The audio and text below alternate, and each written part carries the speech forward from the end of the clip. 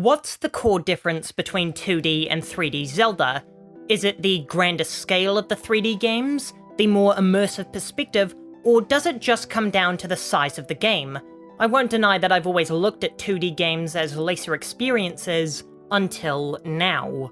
Echoes of Wisdom is not just another 2D Zelda, it has the same quality as the 3D entries, and it's the best game in the entire franchise that uses the traditional formula, with only Breath of the Wild surpassing it.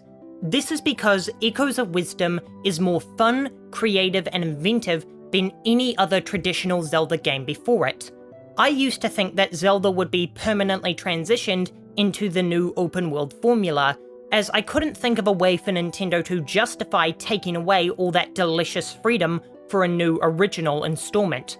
Going back to the style of games where the majority of your time is spent in linear dungeons seemed unthinkable to me, and something the newer fans of the franchise would reject.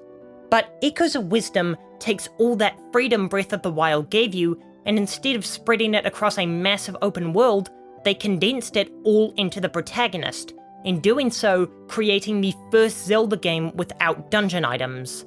The Echoes are a prime example of why Zelda is my favourite franchise ever, because it doesn't sell itself on story, spectacle, atmosphere, or even gameplay, but mechanics.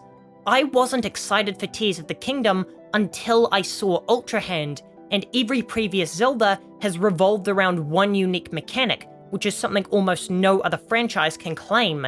The Echoes are a brilliant way to give players freedom. It's almost like Scribblenauts, where you can summon whatever the current situation requires, which is more than often a staircase of beds.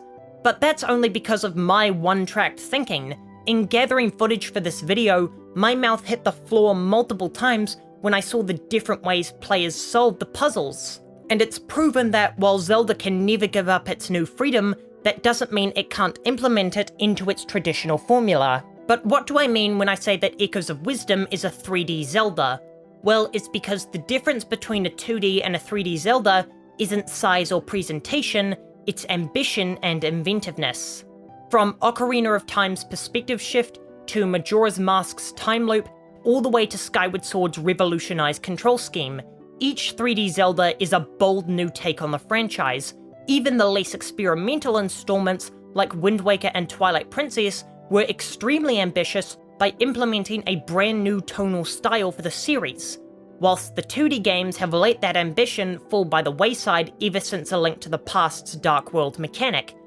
Sure, each and every one has had a mechanic like shrinking, trains, or wall merging, but these are all situational gimmicks rather than an ever-present core part of the experience.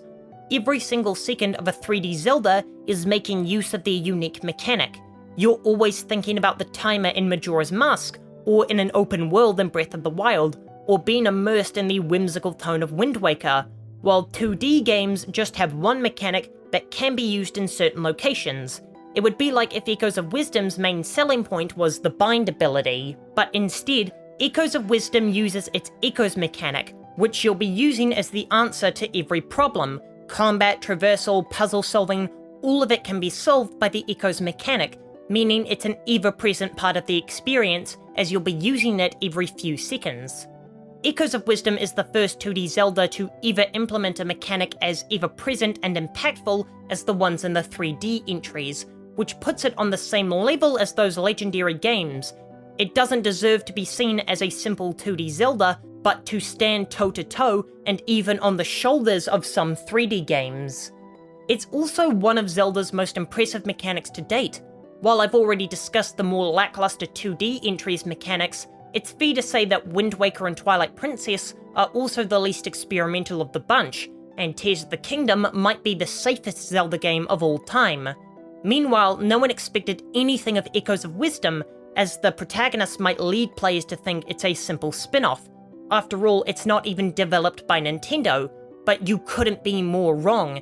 The Echoes mechanic easily cements Echoes of Wisdom as one of the top games in the series. It's also jam-packed with side content. Most Zeldas before Breath of the Wild didn't really focus too much on side activities. A couple mini-games and collectibles were all you got, but Echoes of Wisdom lifts the open world title's quest log and presents us with a bevy of side quests to complete. They're not essential, of course, and the side quests are by no means of Western RPG quality, but it's far more bountiful than any other Zelda games pre-2017 has given us in terms of side content. Again, this isn't a 2D Zelda, this is a game designed to be a 3D Zelda game in terms of quality, mechanics, and content. Echoes of Wisdom is beyond what I ever expected of it, and while I was originally disappointed that Grezzo wasn't working on A Link to the Past or Minish Cap remake, I no longer need those remakes, as they've proven themselves after all this time that they're more than capable of being the new 2D Zelda studio. I'll be back in 2 days. In the meantime, here's a video about the darkest moments in Zelda history.